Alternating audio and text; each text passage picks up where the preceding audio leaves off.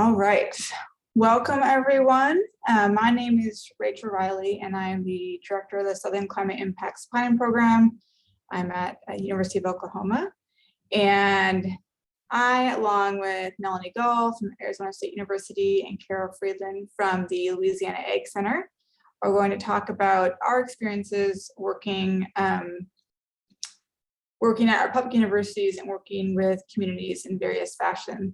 So I'm going to start off. We're each going to give about a 15 or so minute presentation slash kind of talking points, and then the last 15 minutes or so we've reserved for discussion. We have a couple of discussion questions ready if people need some prompts, but we'll also welcome other questions that you all may come up with while we're speaking.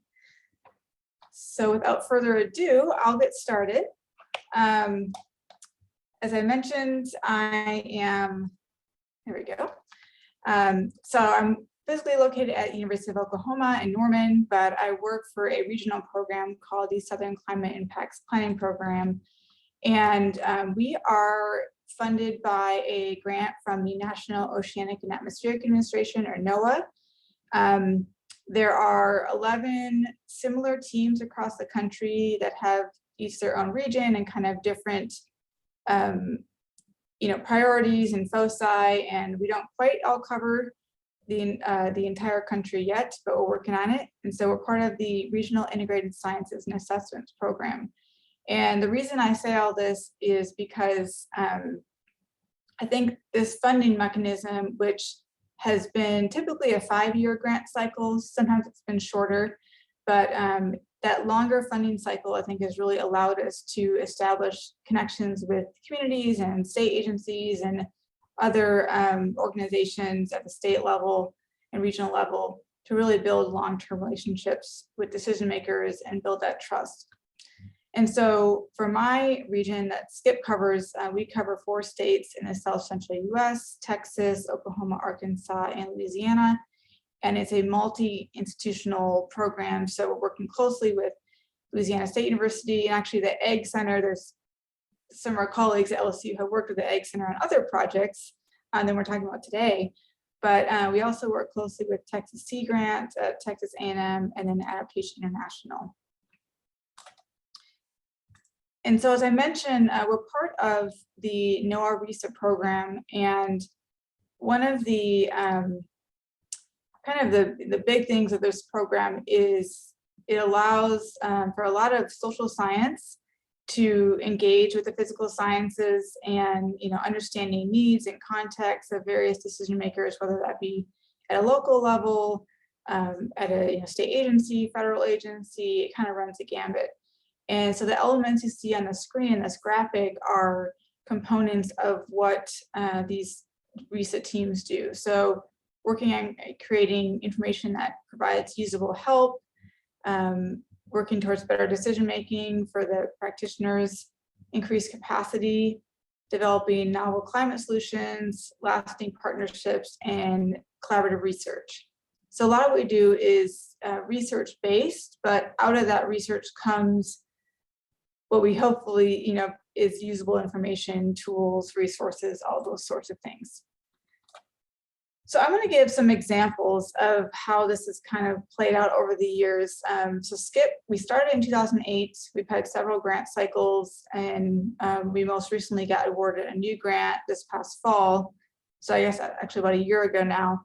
So we're ramping up activities, but the stuff I'll mostly talk about today is kind of some examples of what we've done. And at the end, I'm going to talk specifically briefly about a project that relates to the topic of today's meeting. So sometimes we're using informal engagement methods, and other times we use formal engagement methods. And so I look at the formal methods as when we're really using them for research purposes. We go through our institutional review boards and make sure that everything's squared away since it's considered human subjects research. But there's all kinds of different methods we use to engage with our communities. So a couple of examples I wanted to share is here's a few examples from kind of meetings and workshops. We've met with, or collaborated a lot with Oklahoma and Arkansas emergency managers and city planners several years ago on trying to facilitate better connections between the two disciplines and lines of work. We've done a lot of work over the years with drought planning. Also, this past fall had virtual workshops with Oklahoma officials, kind of building off prior work over the last decade on hazard mitigation planning and action. Again, a lot of really relevant to what we're discussing today. And then also last fall, went to a conference in Texas that was hosted by several of the state American Planning Association chapters in the region, and did a mini workshop on developing a simple planning tool for Texas climate hazard, which just came out. We've also, again, over the years, participated in conferences and webinars. You'll see in that top picture, Annie's in that picture from 2019, when a conference was in Tulsa. I've worked or kind of collaborated with the Brazos Valley Council of Governments and presented on a webinar they held, or actually a meeting they held last February. So this one was of particular interest, I think, of relevance in this discussion today, because it's a group of typically smaller, less resourced communities that were participating in this conference. And then in a kind of a broader sense, I spoke on an American Planning Association sustainability and resiliency webinar series about climate change. So that was to a bunch of planners across the country. We also will just have kind of informal conversations with representatives from different cities. A couple examples include interacting with T.O. Bowman from City of Oklahoma City regarding their Adapt OKC plan that came out a couple of years ago. We were involved also in a kind of a short-term project with Oklahoma City as well, but their Oklahoma City Community Foundation regarding how to spend, or ideas for how to spend hazard mitigation funds that were going to be targeted towards low-income neighborhoods. And then for many years, we've collaborated with the Disaster Resilience Network, formerly Tulsa Partners, in the Tulsa area. We'll also do, again, some formal research. Sometimes surveys are part of that. So both online and in-person surveys. We, several years ago, did kind of 2 rounds of a broadly speaking, hazard and climate change planning assessment across the region to try to understand just what was the state of planning across the region, and especially related to climate change. We've engaged with the various decision makers, and particularly emergency managers and city planners, about how they're using one of our tools called the Simple Planning Tool. And we also did a study that was kind of leveraged through some additional funding following Hurricane Harvey and other storms in the Beaumont and Port Arthur, Texas areas, looking at how businesses were recovering after disaster, and particularly small businesses. Interviews are also part of kind of our plethora of engagement methods. Done a couple of different studies over the years related to looking at climate-related needs of Oklahoma decision makers. Then a couple years later, about how the Central Oklahoma EF5 tornado that occurred in 2013 was managed, because it, from the outsider perspective, was managed really well. And unfortunately, but fortunately, the officials had gotten had several instances with these violent tornadoes, and so they had learned a lot of lessons over the years. And then another project was looking at dynamic capabilities as adaptive capacity for municipal water governance in Oklahoma, and just looking at how these, municipal structures are able to adapt to flood and drought conditions.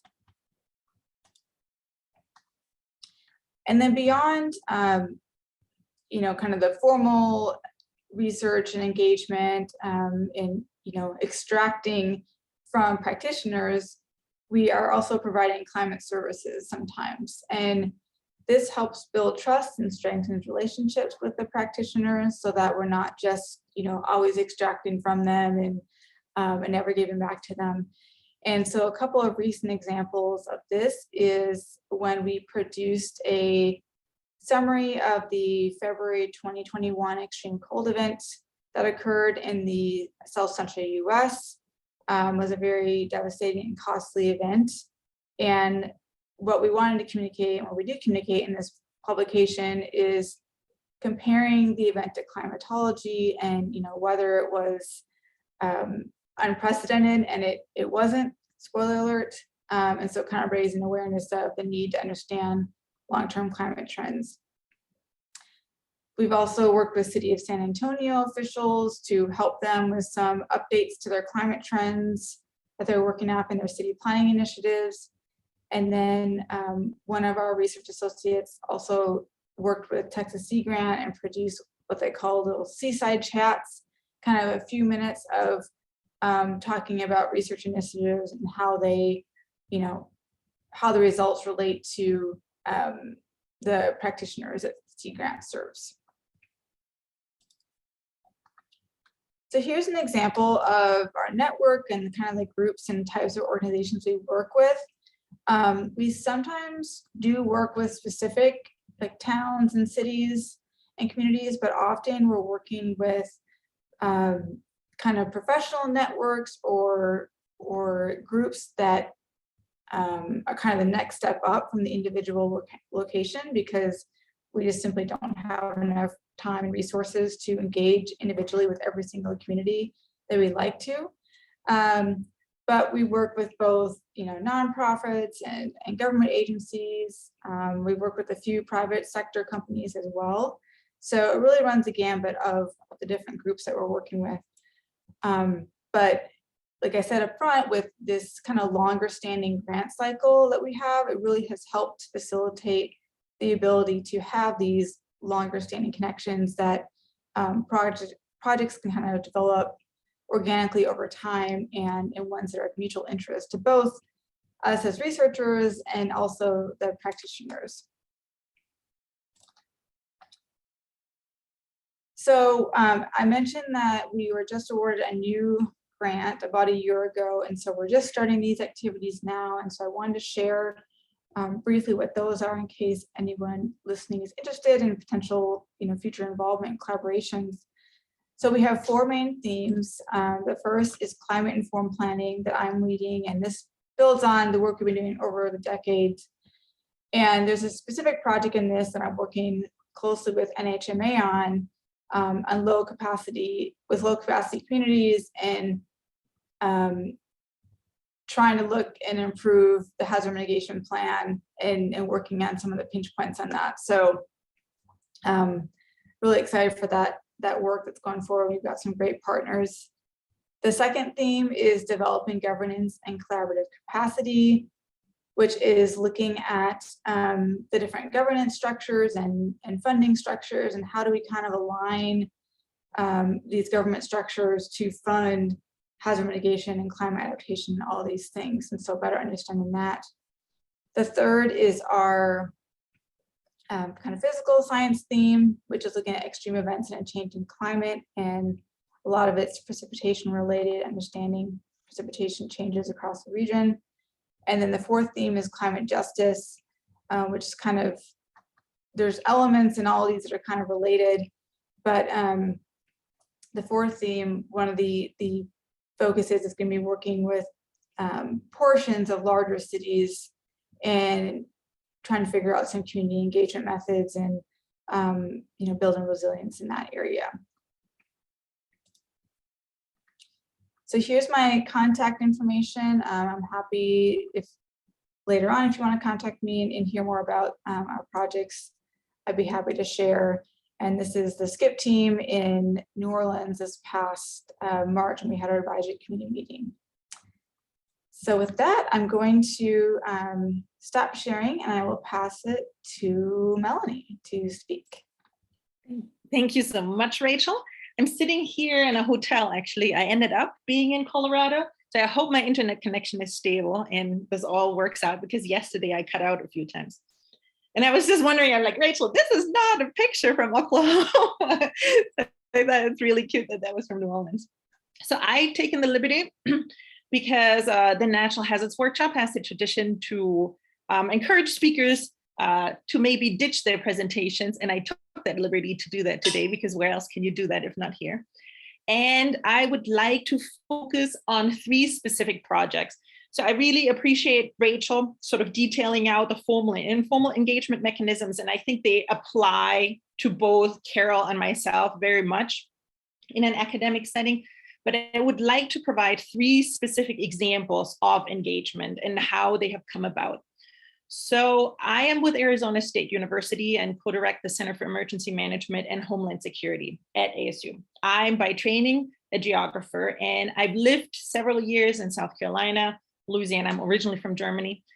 And I have to say, coming sort of from the East Coast and the Gulf Coast and moving to Arizona in 2017 made me really realize how underappreciated, how sort of underrepresented the more common hazards in the Southwest are in the overall sort of hazard mitigation scheme. So the lack of focus on heat, drought, I mean, wildfire obviously is in the news regularly and frequently, but in Arizona, our key hazards are really heat and drought. What's also interesting here in Arizona, that size-wise, we are the 6th largest state in the nation, and population-wise, we are the 15th largest. But we only have 15 counties. So that makes, I think, planning and coordination to some degree easier, because, you only, in quotation marks, have to build relationships on context with a much smaller number of stakeholders. So I think that is to some degree a real benefit of having so few counties. However, it also creates a massive drawback in the sense that our counties are very, very large. Plus, as a state, we are super centralized, with more than 65% of the population living in the larger Phoenix metro area. That is also where our state seat is. So actually being able to go out into the counties and actually meet people face to face requires a lot of travel. And so I would like to discuss and describe sort of 3 activities that we've engaged with, are still engaging, and one activity that really kind of was very much spurred by NHMA and Hecker, kind of pushing us to get this moving.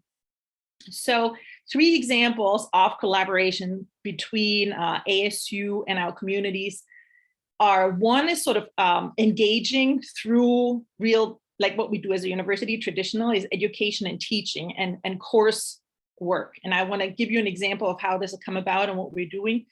Then the second one, and Rachel has already alluded to, and Carol could speak for hours to that, participating in hazard mitigation plan writing, or participating on planning committees, and what universities can contribute to these plans.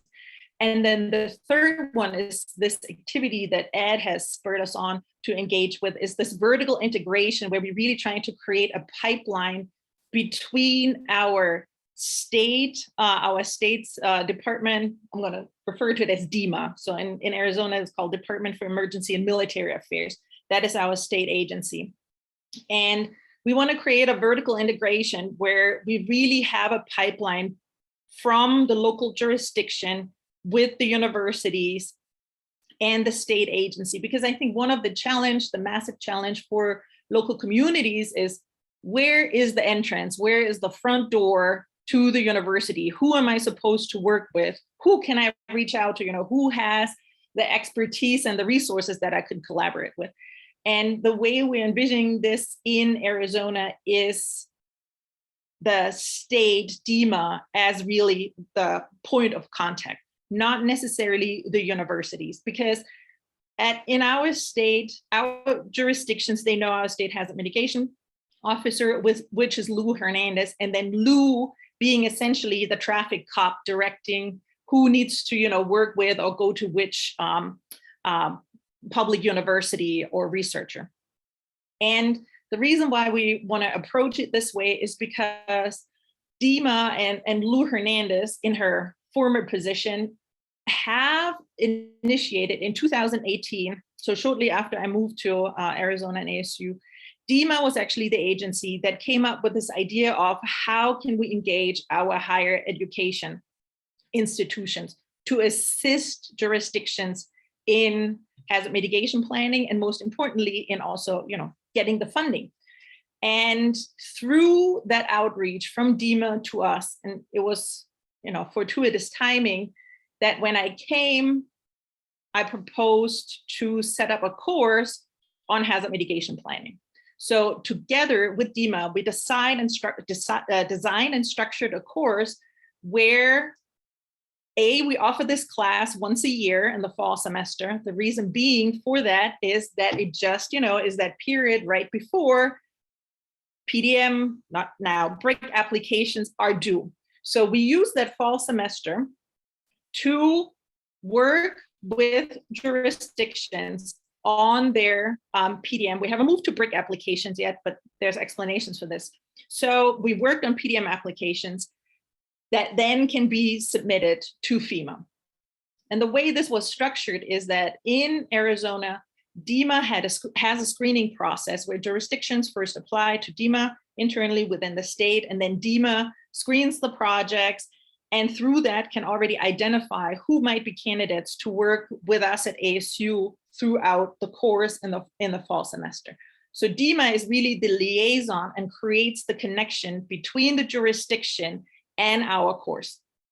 And then through the fall semester, we then work with, depending on how many students we have, depending on how many jurisdictions would like to have assistance, then either in, refining the application, collecting data, maybe running a BCA, and then, collectively use that material that we then generate in the class in the application that then goes towards FEMA. And there's a multitude of challenges that comes with that. And I'm happy to discuss this later on when we have a more open conversation. So I think the coursework is really one mechanism where you can hands-on work together. And I have to say the students tend to really appreciate that kind of work. But as an instructor, it's a lot of headache and heartache. So the second mechanism also where we collaborate with our communities, as I mentioned, is in hazard mitigation planning. And as Rachel mentioned, there's sort of this informal, formal convening, so universities can work as a convener in sort of a more neutral space. And in Maricopa County, where ASU is located, we updated our hazard mitigation plan in the last year. I don't even know yet if it's been formally accepted, adopted, but I do think so. So that was over 2020, 21. So we all met on Zoom. But our planning committee for the county's plan update was massive because we have 23 plus jurisdictions within the county. We have several tribal nations who also participate in the plan. So logistically, it's really a heavy lift. And Arizona tends to work, our county as well as many, many other counties in the state tend to work with the same contractor over and over again. So there is a benefit, but also drawback so that, it's a little bit repetitive and kind of always the same. But where we really, I think, contributed strongly this year as a university is that sort of scientific knowledge to practice pipeline and integration of current knowledge in the mitigation plan. I think that our mitigation plan has taken really a massive step forward with regard to the heat component in the plan. So at ASU, I have a colleague, Dave Hondula. He's in the geography department, and he works in the, what is it called, Urban Climate Research Center. And he now also holds a dual position. So this is a second plug sort of, community public university partnership. So the city of Phoenix has actually created a new office and a position for, now I'm probably going to say it wrong. I think he's our heat resilience officer. Maybe there's no resilience in title, or heat mitigation officer. And so he holds a dual position now between the city and ASU to serve in that function because he has just this long-standing expertise and experience in heat mitigation. So we've massively, upgraded that portion of the mitigation plan, and then worked closely. And this is something that Jill Jameson mentioned earlier in a prior session. Since we are so many jurisdictions, there is no consensus necessarily that we can easily achieve within our jurisdictions when it comes to proposing mitigation actions. And so there was, I want to say, reluctance, hesitation to really push the plan and include more novel and cutting edge heat mitigation actions. So the only jurisdictions that included more novel approaches are the cities of Tempe and Phoenix. So with reference to Rachel's point about resource poor communities, clearly Phoenix and Tempe don't fall into that category. So we have quite the sort of the disparities even within the same county in terms of, what jurisdictions can be more forward leaning and implement and propose more cutting edge mitigation actions versus those that can't. And this can be on one hand, political and support, but also the resources that they actually have to implement these activities. But if you think sort of more long-term, I think there hopefully has been a trend, that we kicked off in the mitigation plan by having these jurisdictions, Tempe and Phoenix, already include these more forward-leaning mitigation actions in the same document as the other jurisdictions. And that hopefully, as they see them become implemented, and maybe there's applications, and awarded funding for proposed mitigation actions, that they might then just be able to piggyback on and, replicate the same actions. And then the third activity that I want to briefly highlight is sort of this vertical integration that, thanks to NHMA, we are now engaging in trying to setting up a formal structure, or maybe not formal, but sort of a mutually agreed upon structure on how we connect jurisdictions, the state, and the higher ed community. And there we are including the University of Arizona, and then hopefully going forward, Northern Arizona University. And the University of Arizona is located in the southern portion of Arizona in Tucson. And there is a sister organization to Rachel's SCIP organization. CLEMAS is located at the University of Arizona, and CLEMAS is funded through the same mechanism as Rachel's organization. So SCIP and CLEMAS are funded by the same funding mechanism from NOAA. And CLEMAS at the University of Arizona is very much like Rachel's organization. So there's a very heavy focus on research and climate services in our sort of resale partner organization. And CLEMAS is also co-located at the University of Arizona with the Ag Extension, or the Ag Extension officers are co-located at the University of Arizona. And so the reason why this seems for us like a great opportunity to vertically connect U of A, extension officers, ASU, NAU, as well as then the jurisdictions and the state, is because especially the Ag Extension has a mechanism of extension officers on the ground in the counties. So we really want to make sure that for us, DEMA becomes the front door that connects the jurisdictions to the universities. And then here's the $1 million question then, how do you sort of sort out who does what? And also, how do you fund that? Because as Rachel mentioned earlier, her shop is, funded on a 5-year cycle. And we have missed with CLEMAS that 5-year cycle. But I think with sort of the new funding programs that are out there, like BRIC funding or resilience technical assistance, I think we've in a window right now, window of opportunity to really do more coordinated and integrated mitigation planning by working with public universities and leverage the resources that we have and really become more streamlined and more targeted in what we're trying to achieve.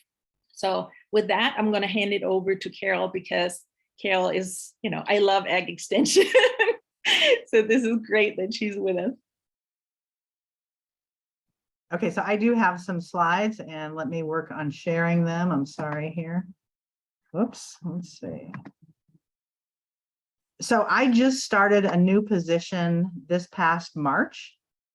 which is as director of La House Resource Center. So this is a physical building on the LSU campus, and we focus on resilient, sustainable, and healthy homes. And I think it's really kind of a unique outreach feature that provides a lot of different opportunities. I would like to, I think, comment on some of Melanie's discussion about hazard mitigation planning, because we have had quite a lot of experience working on the risk assessment for the past 2 state of Louisiana hazard mitigation plans. And that is that I think that these academic and public partnerships can offer a lot in that regard, especially along the lines of improving methodologies and really moving things beyond maybe the status quo, as Melanie alluded to.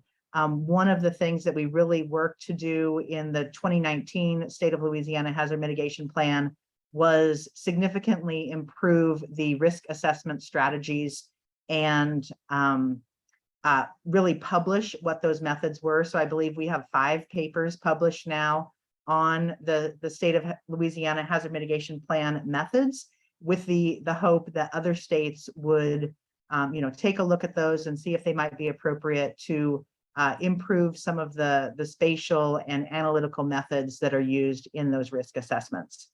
So can you see my screen okay? I've got this little bar up here. Let me see if I can hide that. Okay. And so I just wanted to talk a little bit about La House. And as I mentioned, coming into this position in March, I was formerly on the faculty in construction management at LSU for the past 13 years. And when the former director retired from this position, really what I thought about was the people of Louisiana. And these are pictures that were taken in the 2016 historic Louisiana floods, the 2022 Shreveport tornadoes, Hurricane Laura and Delta, and Hurricanes Ida. So in terms of the landscape that we are facing in Louisiana, this really has been what the situation is for the past several years. So, past 6 years or so, not to mention the legacy of Hurricanes Katrina and Rita and Isaac in our state. And so when this position opened up, I knew this was something that I wanted to transition my career from being a research and teaching faculty member at LSU to being a research and outreach faculty member at LSU Ag Center. So La House offers basically a showcase of resilient, sustainable, and healthy home and landscape features. The picture in the top left shows our exhibit room, where we have different types of insulation. We show how to do correct window flashing.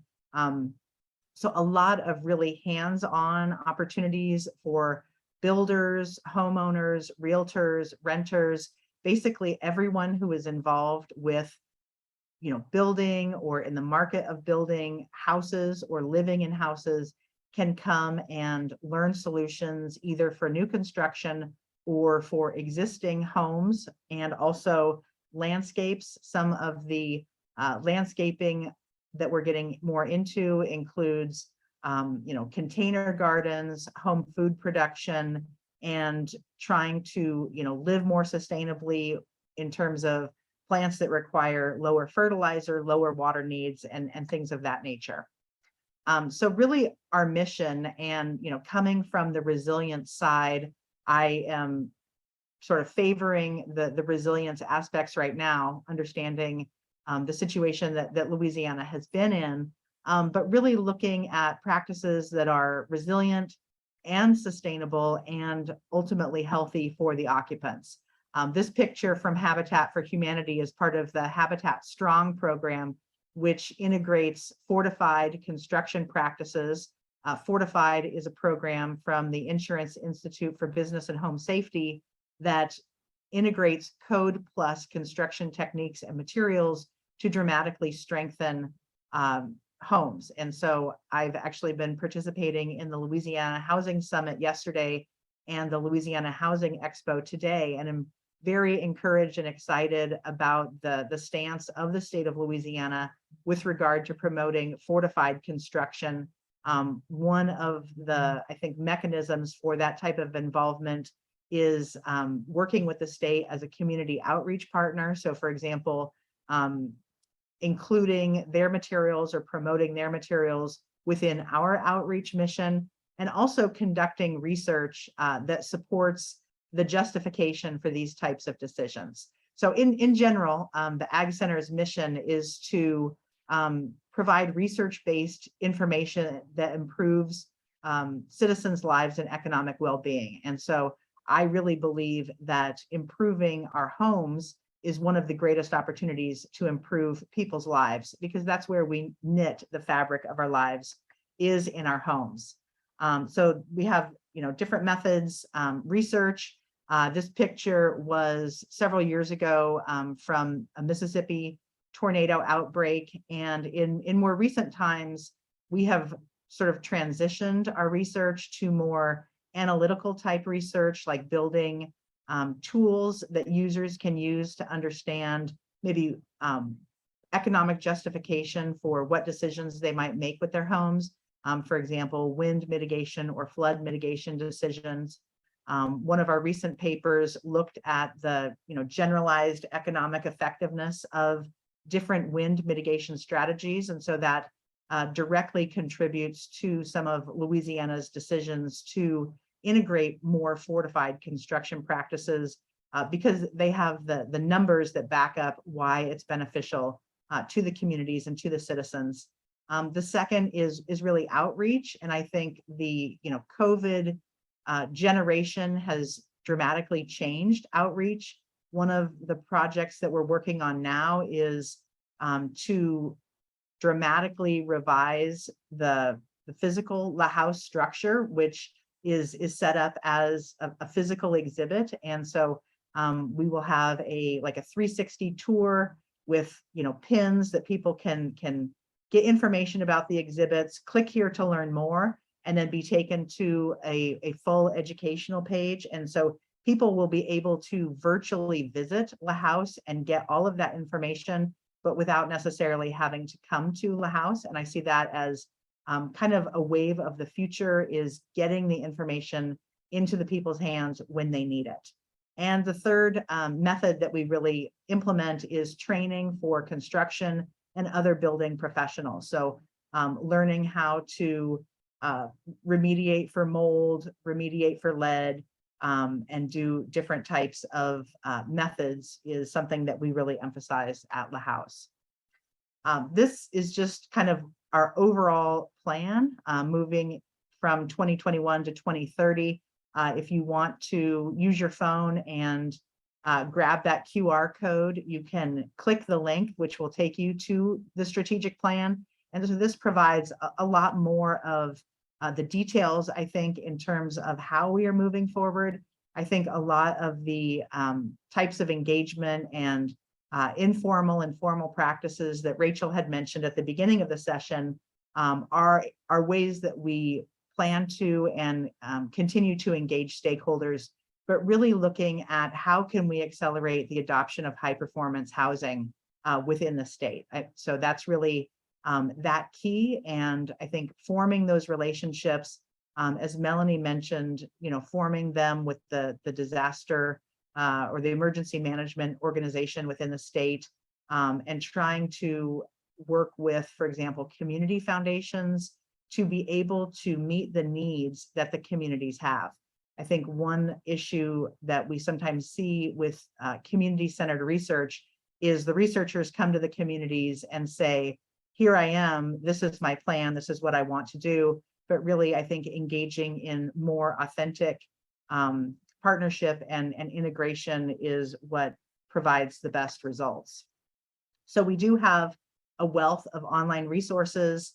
As I mentioned, we will be dramatically overhauling how they are presented. So right now, you can go through a list of publications and see, which one might appeal to you or what might meet your needs. but I'm really working to create more engaging ways for the community to come and get information. I think one of the strengths of the extension model is having sort of these statewide experts that people can contact, but at the same time, and understanding the dramatic need that we have in the state, especially in the area of resilience. I think without developing more online tools and support for people, our phones would be ringing off of the hooks, and we don't necessarily have enough resources to support that level of I think engagement with the public. And so really this is a focus of mine, is having people be able to come to our website, use different tools. So for example, what would be the optimal freeboard for my house? What would be the optimal wind mitigation for my house?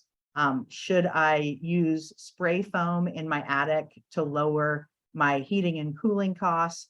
And so some of the logic of what you might recommend to a person to be turned into an online tool or calculator that then they can go to other publications to get more information. So this is kind of the vision for the next year or so, with modifying how we have been reaching out to others in the community. And this slide just has my contact information. I would be really interested in any feedback on the presentation or what we're doing at La House. So thank you. Stop sharing here. Okay. Excellent. Thank you so much, Carol and Melanie. Those are wonderful presentations.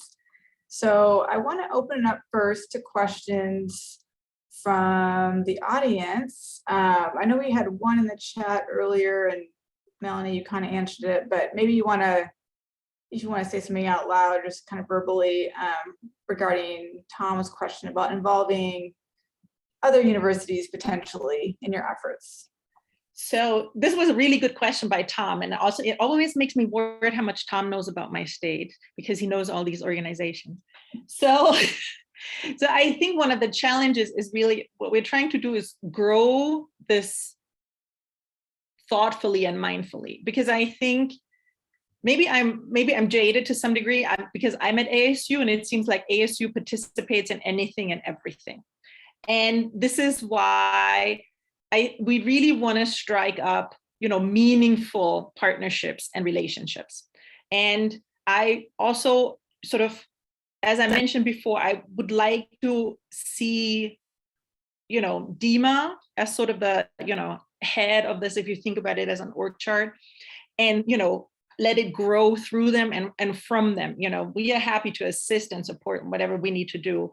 But I certainly, do not want to take over. I'm just sort of like, Ed pings me, and then I sort of, like these balls, the things that you have on your desk back in the days of these 5, balls that are connected. And I feel like, okay, Ed pinged me, and now I'm connecting to the next one.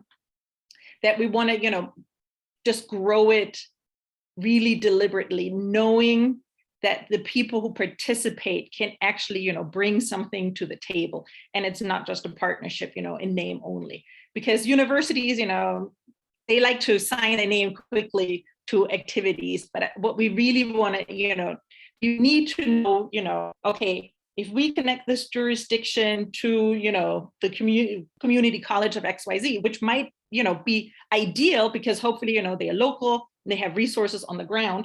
So, community colleges are tremendous, but we want to know who we, connect them with, and then what as faculty member or research center can truly offer and contribute. Because I think there's nothing worse than being connected to a higher ed institution, and then maybe the faculty member is longer there, or the faculty member, doesn't have time, or doesn't have students, or doesn't teach a class.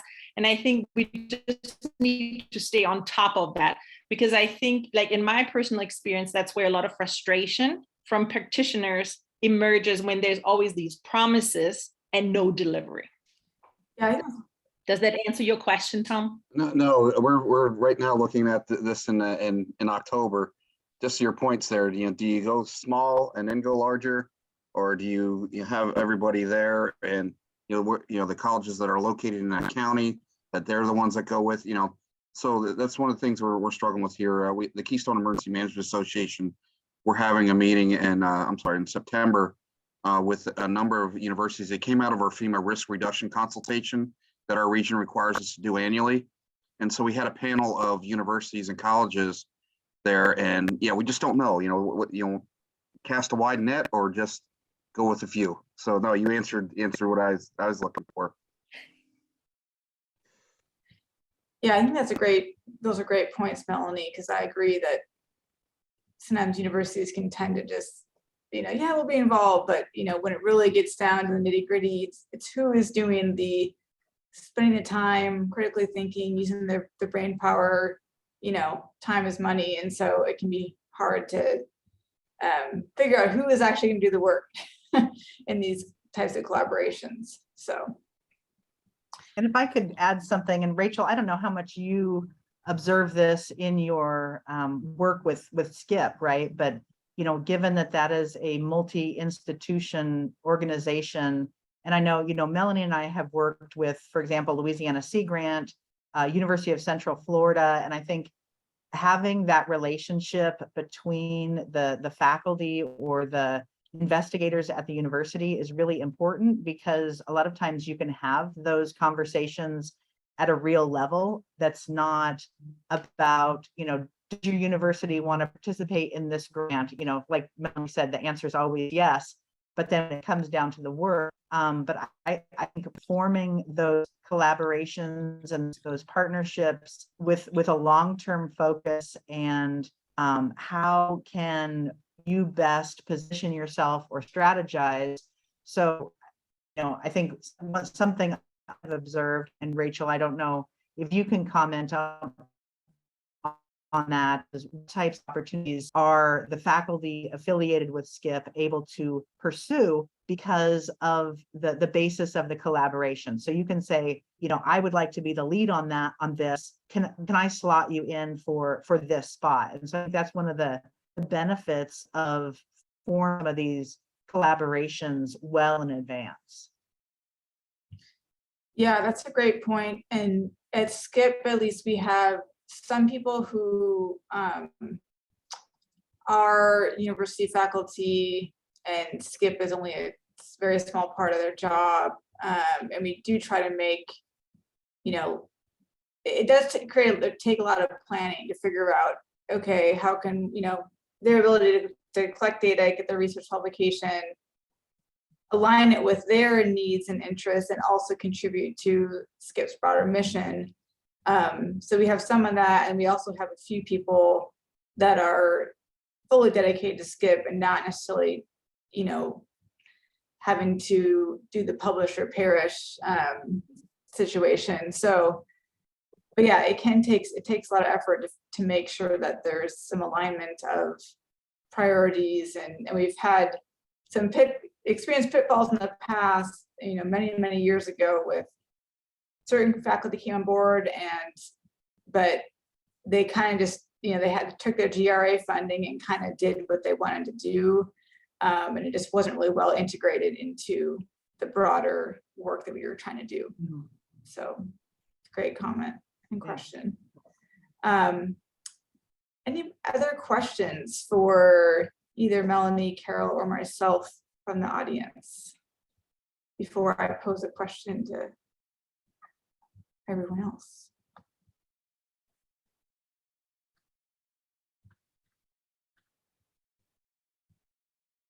Silence.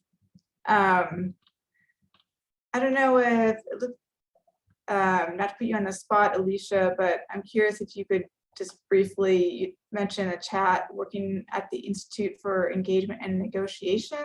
Yeah, absolutely. Just maybe describe what you're talking about briefly. Yeah, of course. So I currently work at Haggerty Consulting as a preparedness associate, but I graduated from UVA and got my master's in urban and environmental planning in 2019. And part of my master's program, I worked as a project manager for the Institute for Engagement and Negotiation. And it had a very similar model to the one that you were describing. We worked with the Sea Grant Research Center, and then two different universities. One, I think, was William and Mary, and another kind of law center. But we worked on the Eastern Shore of Virginia with about 7 different localities. And a lot of these communities had, about 250 people total. And the, mayor was also, essentially a volunteer worker. They weren't paid for doing their work. So they didn't have a lot of resources. So they, the CEO of this research organization came up with the idea for the raft, which is kind of a resiliency tool. And so we went into these communities and kind of assessed their needs, and then came up with kind of a various strategies for increasing their resilience. So a lot of it was kind of an outside assessment, I would say, of their resiliency. So we would look into what kind of land use laws they had in place, like what kind of resiliency measures they had, and then we would propose specific actions that they could take. Some of those were kind of longer term strategies that required more funding. Others were kind of low-hanging fruit, you could say, where it was just a matter of kind of connecting people and resources so they could kind of increase their resilience. So it was a very kind of holistic approach. Great, thank you for sharing. Yeah, of course. Okay, well, I'm going to pose put a couple of questions on the screen. We have about, I guess, 6 or 7 minutes left in this session. So let me, whoops, try to share my screen again. And oh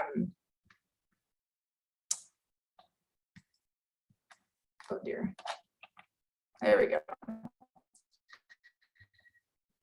So I'm curious, and I don't know who all is on the line, and if we have any practitioners. Well, I guess the woman who just spoke is a practitioner now. But if we have any practitioners that would be willing to talk about, if you had the experience working with an academic and kind of, what it was like, pitfalls, or things that went well. Or alternatively, if you're a college or university employee, if you have experience working with a community or local government entity, what was that experience like?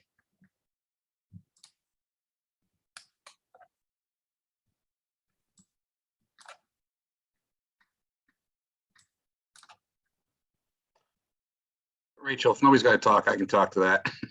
Sure. We've had a couple instances where we've worked with the university, and we've even seen where the county, a good news story with the county of Columbia County in Pennsylvania, actually worked directly with Bloomsburg University, one of the Pennsylvania State System of Higher Ed colleges, and had a really good plan. They didn't hire out. They had 3 professors from that university from different offices actually work and help them with their plan with the EMA and planning office. One that we did was we did some research on severe repetitive loss, and we did with Carnegie Mellon.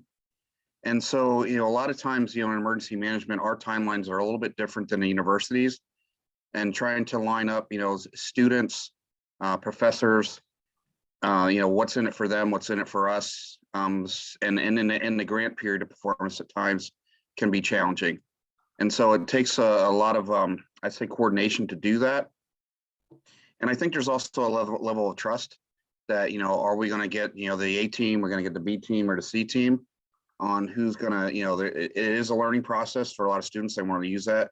But, is there going to be the oversight for the project at hand that we're going to have a good product that we can go to our leadership who, is already pressing us for the timeline to get that across the line. So, yeah, I mean, we're all for collaboration, and the partnership, but also the convergence to actually get things done.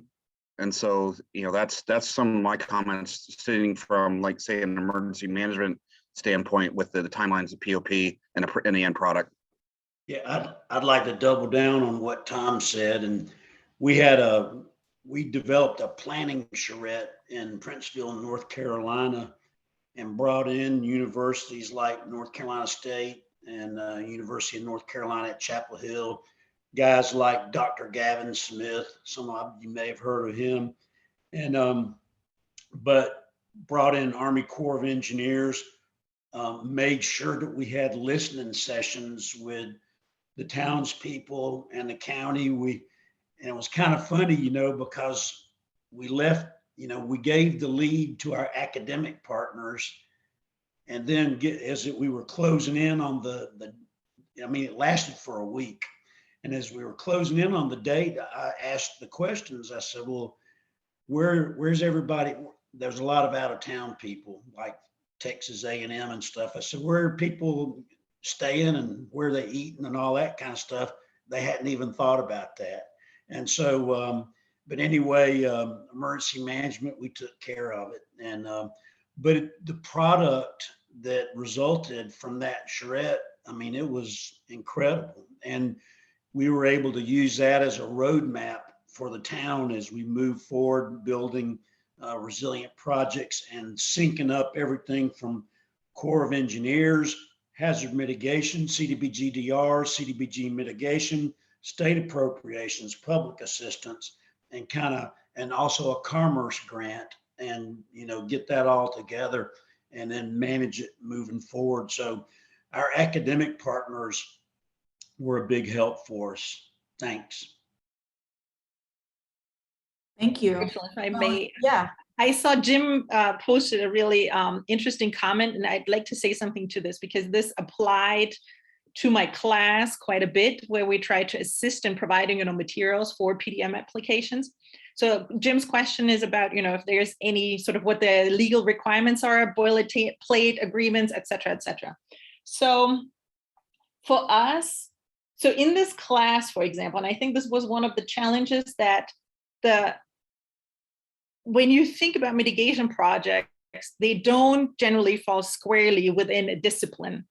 And so being able, when you teach a class, being able to, you know, harness all this sort of interdisciplinarity that you need, I think is rarely confined to a single class. And so, for example, we had, and I found out the hard way, obviously, because I'm not an engineer by training and I don't know all these engineering standards and, you know, code of ethics, et cetera. So I was, you know, naive enough to think, oh, you know, I can go over to the engineering department working with a resource pro community that hadn't even, you know, in their application, they didn't even have an estimate for installing a generator. Okay. And so I'm like, oh, maybe I can just walk to our engineering colleagues and ask them to provide an estimate. And Carol, I see, is smiling. She's like, what on earth, you know, they don't just whip this out. There's, you know, standards, et cetera, all associated with that. And that was one of the things where, you know, the community was saying, hey, listen, we want our, you know, a local electrician to be able to compete for the project. And we don't also want him to, you know, generate the quote. And so I thought, oh, maybe then that's where the university can step in, but the university couldn't because of these sort of, you know, legal requirements. My engineering faculty wasn't just, you know, they can't just whip up an estimate, obviously. And I think it depends on, you know, where I think to avoid running into legal challenges, you really need to leverage the resources a university has as they exist. Like, for instance, a RISA, like Rachel's or the CLEMAS in Arizona, their job for instance is to provide outreach services. And I think because then you already have, you know, the environment within which they operate, and it doesn't create challenges. I think issues arise when you all of a sudden try to operate outside of what you're actually trained and scoped to do. And I saw you unmuted yourself, Jim. By the way, Melanie, I am an engineer.